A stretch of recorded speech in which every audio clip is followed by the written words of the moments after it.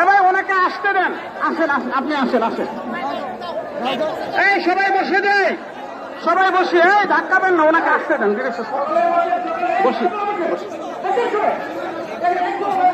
এই সবাই বসি, আসেন ভাই, আসেন ভাই, আসেন।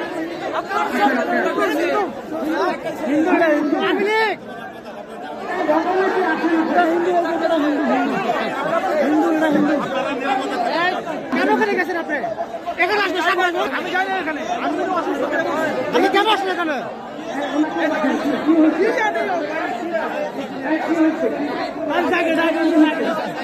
ভাই ভাই না না, এই যে ফাঁকা রেখে ভিতরে কেন ঢুকছেন আপনারা?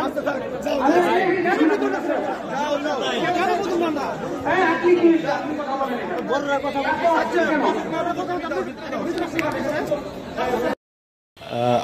আমি যখন লাইভ দিচ্ছিলাম তখন তাদেরকে শুধু আমি লাইভের শুরুতেই বলা হচ্ছিল যে জুবায়েরপন্থী, যেহেতু তারা সাতপন্থী যারা রয়েছেন তাদের গ্রেপ্তার এবং শাস্তির দাবি করছিলেন।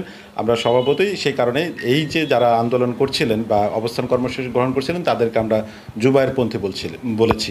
এবং এই জুবায়েরপন্থী বলার পিছনে কারণ রয়েছে যে যেহেতু এটার সাথে তাদের ওখানে যারা আলেমা, যারা মুসল্লি যারা রয়েছেন, যারা নেতৃত্ব দিচ্ছিলেন, তাদের সাথে আমরা এটি লাইভ আগেই তাদের সাথে কথা বলেছি, তারা তাই বলেছেন, জুবায়েরপন্থী বলেছেন। কিন্তু এই জুবায়েরপন্থী বলার সাথে সাথে চারপাশ থেকে এমনভাবে আক্রমণ শুরু হয়েছে, আসলে লাইভ চলাকালীন আপনি তো জানেনই যে সেই সময় আসলে অন্য কোনো কিছু চিন্তার কোনোই থাকে না।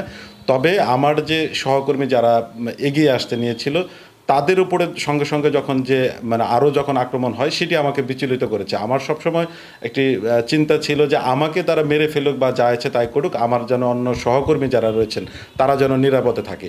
ওখানে তাদের যে অ্যাগ্রেসিভনেসটা ছিল, তারা এমন একটি পর্যায়ে চলে গিয়েছিল যে তারা পারলে সেখানে আমাকে খুন করে ফেলে, এমন একটা তারা উগ্রতা ছিল। এবং তাদের মধ্যে যে বিষয়টা ছিল, কিন্তু আমার সহকর্মী যারা রয়েছেন তাদের ধীরতা এবং অন্যদের যে চেষ্টায় সেক্ষেত্রে দেখা গেছে যে ঘটনাটা উপস্থিত হয়। এবং আমরা দেখেছি যে এখানে যে অন্য যারা ছিল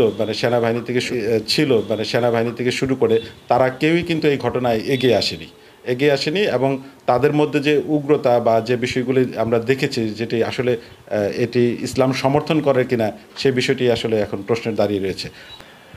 টাঙ্গাইলের টঙ্গীতে বিশ্ব ইজতেমার যে ঘটনাটি ঘটেছে, 4 জনের মৃত্যুর ঘটনা, সেই ঘটনার প্রেক্ষিতে যে আজকে জুবায়েরপন্থীর যারা এই জেলা প্রশাসক এবং পুলিশ সুপারের সাথে তাদের দাবি দাওয়া পেশ করতে গিয়েছিল, সেখানে জেলা প্রশাসক এবং পুলিশ সুপারের সাথে তাদের একটি মতানৈক্য তৈরি হয়। তারই প্রেক্ষিতে তারা সেখানে জেলা প্রশাসকের কার্যালয়ের সামনে অবস্থান ধর্মঘট করে।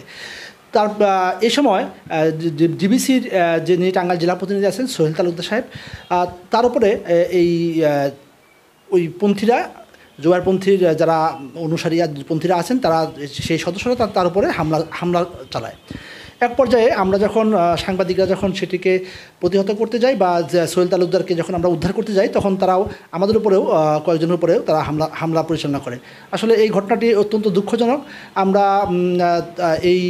যারা এই ধরনের কর্মকাণ্ডের সাথে যুক্ত তাদের আসলে আমরা কি বলবো সেটা আসলে বুঝে পাচ্ছি না। তবে আমরা চাই যে এই ধরনের ঘটনা যেন আর কোনো পুনরাবৃত্তি না ঘটে। আজ আমাদের সহকর্মী বড় ভাই ডিবিসি চ্যানেলের টাঙ্গাইল স্টাফ রিপোর্টার সোহেল ভাই, ওনার একটি সরাসরি সম্প্রচার শুরু হয় ডিসি অফিসের সামনে। সেখানে কিছু জুবায়েরপন্থী এবং সাতপন্থী নিয়ে তিনি বক্তব্য দেওয়ার সময় এই দুটি শব্দ সাদ এবং জুবায়েরপন্থী উচ্চারণ করার সাথে সাথেই অতর্কিতভাবে তার উপর হামলা হয়। এবং পরবর্তীতে সেই জিনিসটা দেখে আমরা কয়েকজন সংবাদকর্মী তাকে উদ্ধার করার জন্য তার কাছে গেলে ওই সময় বিক্ষিপ্ত যারা ওইখানে ছিলেন তারা আমাদেরকেও বিভিন্নভাবে হেনস্থার শিকার করেন। এবং আমি তাকে সেভ করতে গেলে এবং অন্যান্য তার যে ক্যামেরা পার্সন আছে তাকে সেভ করতে গেলে তারা বিভিন্নভাবে আমার সাথে খারাপ আচরণ করে।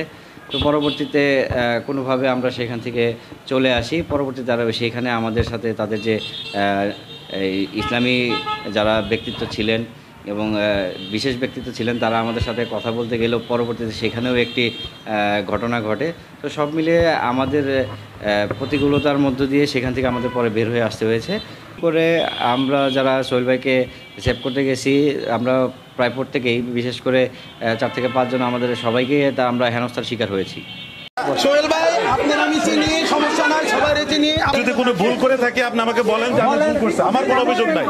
না না, ভুল করবেন গায়ে হাত দিল, আপনার সাথে কথা বলতেছি, আপনারা আমি মুরব্বী হিসেবে জানি। আমি আপনার কাছে আবারও সরি। না না, আমি কোনো সরি বলার কোনো কিছু না। আমি বলছি যে আমি কোনো ভুল করে থাকলে আপনি আমাকে বলেন যে আমি কোনো ভুল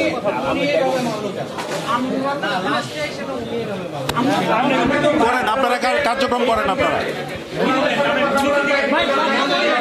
কথা বুঝেন নাই, সাক্ষাৎকার নেওয়া হচ্ছে না। শুনেন ভাই, আমি বলি, আপনি আমার কথা হচ্ছে আমাকে আগে আপনাকে বলতে হবে যে আমি কি ভুল করেছি, আমি কি ভুল করেছি। আমি বলি, শুনেন, আমি কি ভুল করেছি। আপনার যদি জুবায়ের যদি না থাকে তাহলে বলবেন যে না, শুনুন নাই। আমি তো বলার মতো আমি নাই তো জুবায়ের, তাই তো? আপনি তো বলতেছেন আপনি যারা বলছেন আপনারা তো কোনো পন্থী না, আপনাদের তো জুবায়ের নাই। তো আপনারা শুনেন, আমরা পড়াশোনা করেই আসছি এখানে আমরা পড়াশোনা করে আসছি। আপনার যদি মনে হয় যে আমাকে ছেড়ে দিবেন, তারা আমাকে শহীদ করবে, আমাকে মেরে ফেলবে, আপনি এখন আমি আমার সহকর্মীরা এখানে আগে আসছে। আপনি আমার শুনেন হুজুর, আপনি আমার সম্পর্কে একটু জানেন, আমি ভীত লোক না, আমি কোনো কিছু লোক না। আমি এখনো মরার জন্য রাজি আছি, কিন্তু আপনারা গলত ভাই, আপনারা গলত। যারা এখানে আসছে তারা এত উগ্র, এটা হয় না। আমি লাইভ চলা গেলেন না, পুরো আমার শরীরে যতগুলো আঘাত করছে। আমি প্রথমেই দুঃখ প্রকাশ করছি যে আজকে আপনারা এখানে দীর্ঘ সময় ধরে অপেক্ষা করে আপনারা দুপুরের খাবারও গ্রহণ করতে পারেননি এবং একই সাথে আপনারা যে দাবিগুলি নিয়ে এসছেন সেগুলি আমাদের জেলা প্রশাসন এবং পুলিশ বিভাগ থেকে ইতিমধ্যে মেনে নেওয়া হয়েছে। তো যেহেতু দাবিগুলি মেনে নেওয়া হয়েছে এবং জেলা প্রশাসক স্যার আপনাদের তাদের সাথে কথা দিয়েছে যে তারা এই বিষয়গুলি যথাযথভাবে দেখছে। যেমন আলহামদুলিল্লাহ পুলিশ সুপার মহোদয় বলে গিয়েছেন যে তাদের ধনবাড়ির যে মামলাটি সেটি গ্রহণ করা হবে এবং একই সাথে আপনাদের টঙ্গীর যে মামলা সেখানে আপনাদের এখান থেকে যে তথ্যপত্র প্রদান করা হবে সেটি যেহেতু টঙ্গীতে মামলা হয়েছে সেখানে যেন এই আপনাদের তথ্যপত্রগুলি সেখানে মামলার তদন্তের কাজে ব্যবহৃত হয় এবং সেখানে যারা তদন্তকারী তাদের কাছে প্রেরণেরও ব্যবস্থা গ্রহণ করা হয়। আমি আপনাদেরকে আপনাদেরকে আন্তরিক একটা ধন্যবাদ জানাচ্ছি যে সুশৃঙ্খল ভাবে আপনারা এখানে অবস্থান করছেন এবং এই দীর্ঘ সময় ধরে এখানে অবস্থান করে আপনারা এখানে এই একই সাথে গাছপালা এবং পরিবেশ সবকিছু সুন্দর রেখেছে। সেটা আপনাদের একটি সুশৃঙ্খল এবং আপনাদের নেতৃবৃন্দের প্রতি যে আপনাদের আস্থা আছে এবং একই সাথে আপনারা যে সচেতন মানুষ সেটার প্রমাণ দিয়েছেন। সেজন্য আবারও আপনাদেরকে আন্তরিক ধন্যবাদ জানিয়ে এবং তাবলীগ শান্তির যে প্রতীক, ইসলাম যে একটি শান্তির ধর্ম, সেই জিনিসটা যেন যথাযথভাবে আপনাদের মাধ্যমে আমাদের মাধ্যমে বাস্তবায়িত হয় সে আশা ব্যক্ত করে টাঙ্গাইল জেলা প্রশাসনের পক্ষ থেকে আপনাদের সকলের সুস্বাস্থ্য কামনা করছি। আবারও ধন্যবাদ। আসসালামু আলাইকুম।